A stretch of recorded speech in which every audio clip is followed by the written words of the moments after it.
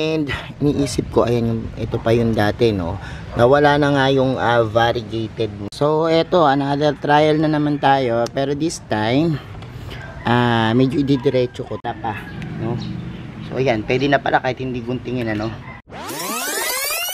Hello everyone! This is Sir Sinabi ni Dino Park and Eco Garden and welcome back sa ating YouTube channel. And for today's video, medyo disappointed ako kasi meron ako ditong pinaparaming halaman.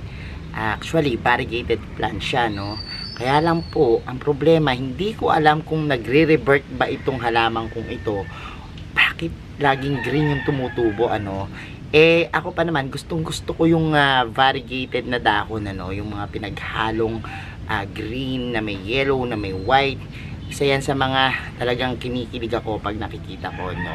At nakakailang try na ako dito sa halamang ito, pero hindi ko alam kung ano nagiging problema, no? At yan yung ating tatalakayin ngayon. Pakita ko kung ano yung tinutukoy kong halaman. Kaya ako ready na kayo mga ka-MDP. Tutok lang po.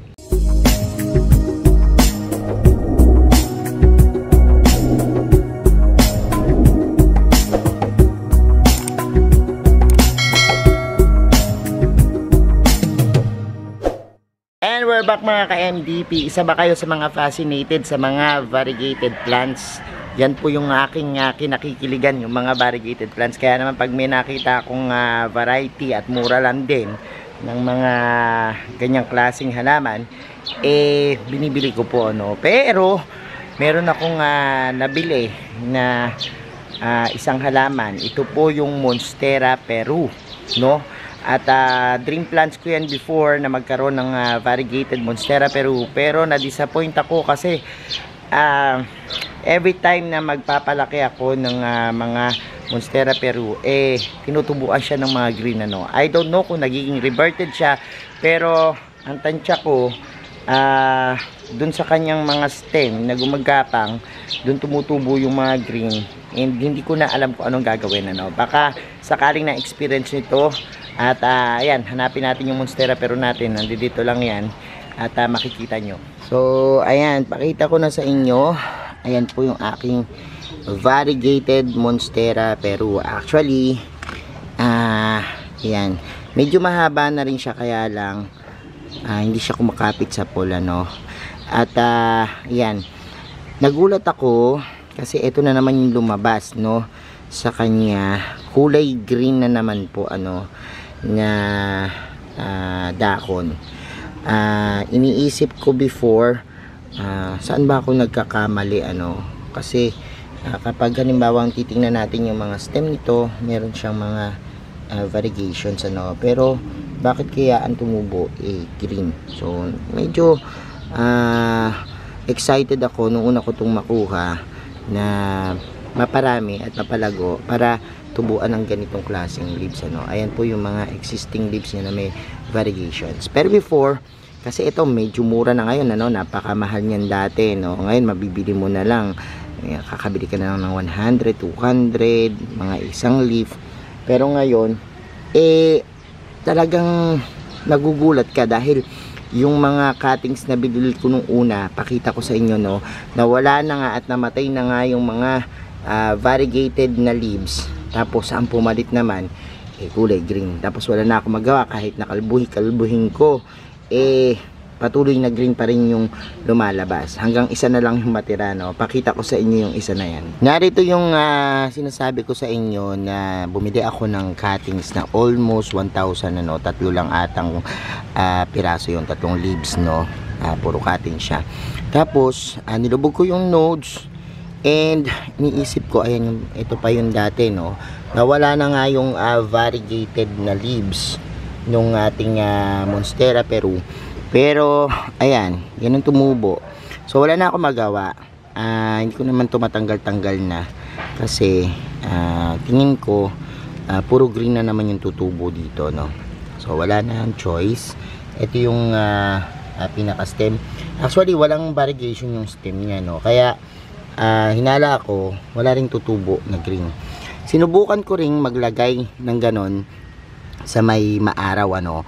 Pero yung maaraw na part, ang gara, no? Nasunog yung dahon ng aking monstera pero na variegated. At the same time, yan, tumubo rin, green, no? So, parang hopeless na ako na makapagpadami ng variegated monstera. Pero, meron naman ako ditong mga green na talagang lumaki na, no? Maganda rin naman siya, actually, yung mga green. At masasabi kong natutuwa pa rin ako kapag yung may yabong sila. Pakita ko lang muna sa inyo yung aking monstera pero hindi siya variegated ano. Maganda naman yung kanyang mga dahon actually. Para nga yung merong mga kaliskis ano. Hindi siya variegated pero may times po na ganyan ano, nagdidilaw-dilaw yung mga dahon. Pero partial lang, hindi naman siya talaga variegations na tinatawag ano. Parang nagiging light lang yung kulay. Pero ayan oh. Nyo, no? Humaba na po ito at kung siguro yung variegated ko ang naging ganito sobrang tuwa ako no? Pero masaya na rin ako kasi tingnan nyo yung itsura niya, kakaiba no? Magandang alagaan ito pero hindi pa ako totally nakakita ng matured form ng variegated or ng hindi variegated na monstera Peru kasi usually po yung mga monstera na nakikita natin tulad po ng dubia, nagsisimula sila sa walang penetrations ano, pero dahil sila nga ay monstera at kilala ang mga monstera sa mga butas-butas at mga hiwa-hiwa sa kanilang mga dahon, inaabangan ko ngayon kung halimbawang palaki ako o makapagpa-matured ng leaves nitong monstera Peru no. Pero tingnan nyo po ano, ibang klase yung mga dako ng monstera Peru, ang gandang tingnan. Ngayon naman gagawin natin is kukuha tayo ng kapitan nung ating monstera Peru na variegated. Subukan ko naman na hindi ikat sila at hayaan ko lang mag-brush, tapos tanggal ng green na dako na no. Titingnan natin kung pareho siya ng burl marks no, kasi ang treatment natin sa burl marks ganyan, kapag nag-green yung dahon tinatanggal natin para ma-maintain natin yung pinaka yellow na part ano. Pakita ko rin sa inyo yung burl marks natin. So narito yung ating burl marks no, na variegated. Ilan lang yan doon sa mga alaga natin dito. Tapos ang ginagawa lang natin, tinatanggal natin yung mga green na leaves ano, para yung kanyang variegation ma-maintain. Kasi base sa experience natin, yung mga burn marks na green, kapag yan mas dumami dun sa variegated na burn marks, mas na overgrown yun ano, yung ating mga variegated parts. So ayan, yung green natin atin pong yan tinatanggal. So eto, another trial na naman tayo, pero this time medyo ididiretso ko to yung mga stem ng ating yan variegated na monstera Peru. Tapos ito dudugtong natin dito no, para mas mahaba siya no, para mas tumaas. Tapos tatanggalin natin to no. Tara, samahan niyo muna ako na mag ayos nito. So ito na yung ating gagawin ngayon ano. Ayan yung ating halaman. Tatanggalin ko na yung green part. Napakalaki pa naman ng dahon na to no. Pero actually kapag tinanggal naman natin to, merong matitira pa no. So ayan, pwede na pala kahit hindi guntingin ano. So ito, yan, pwede pa nating itanim ano. Pero sa tingin ko, tinitingnan ko kasi yung pinaka-stem wala naman siyang variegations ano. So yung matitira dyan, ganyan. And ito, tingnan nyo, sira na kagad yung isang dahon ano. So tatanggalin ko muna yung mga yan, pagkakatali dito. Tapos tingnan nyo kung gaano kahaba yan. Nabili ko na kasi to before nang putol na yung pinakadulo no. At siguro yung seller talagang pinarami siya. At ito na yung natira sa kanya no. Kaya lang sana ang wish ko lumabas yung variegations ano. Pero papalitan natin yan, yung ating maliit na ganito, kasi bala ko na pahabain yan pag ganyan no. Nakatayo siya.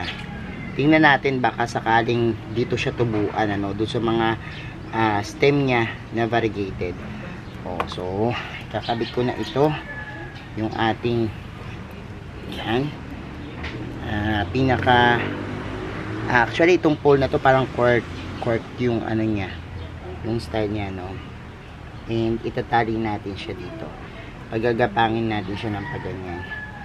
Hindi ko alam kung dahil sa klima or kung merong pataba para sa mga variegated plants, pero nag-research na rin ako about dito sa Monstera, pero dahil sa sobrang kagustuhan ko na maparami siya, no, at mapalago itong ating Monstera pero ayan, gagawin ko is gaganyan ko, no. Iniisip ko kung sakasakali baka kapag ganito method magkaroon siya ng sanga sa may pinaka stem niya, no, at yan, makapagparami tayo nitong ating variegated Monstera. Pero pakita ko sa inyo ito kapag naitali na natin, ano. So eto na yung ating variegated na Monstera Peru na yan, tinayo na natin yung kanyang pinaka stem, at gusto ko kumapit ito dito sa ating lagyan na to, no, para makita natin ito. Kasi sana gusto ko pang putulan dito para yan, hindi na tong isang leaves, pero para ma-encourage lang yung growth niya, no. Subukan lang natin ng ganyan. Kung kakapit siya dito, baka sakaling dito siya magsanga, tapos ang tumubo na sa kanya is variegated. Pero kayo, kung meron kayong experience dito sa mga ganitong klase ng variegated plants, pwede nyo pong i-comment yan sa atin, ano. Baka sakaling matulungan nyo ko kung paano ko mapapalago itong variegated plants ko na ito, no. So ayan po.